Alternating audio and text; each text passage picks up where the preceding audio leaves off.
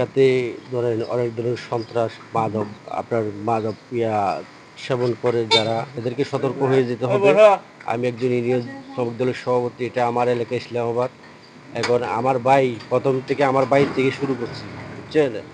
আমার বাড়ির থেকে শুরু করলাম যে এখানে মাদক সেবন করা এবং যারা অন্যায় অপরাধের সাথে জড়িত তাদেরকে এভাবে আমি সবাইকে এভাবেই কি যারা অন্যায় করবে, অপহরণ করে এখানে লোকজন এনে করবে, নির্যাতন করবে, নির্যাতনকারী এখানে জায়গা পাবে না ইসলামাবাদে।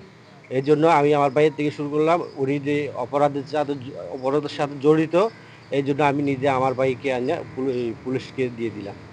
তাদের বিরুদ্ধে বলবো কাজল ভাইয়ের নির্দেশনা, এখানে কোনো ধরনের অন্যায় অপরাধ করতে পারবে না।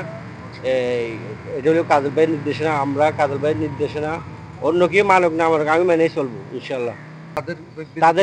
তাদেরকেও এভাবে আমি প্রথমে সতর্ক করলাম, নিজের ঘর থেকে নিজের বাইকে দিয়ে সতর্ক করলাম।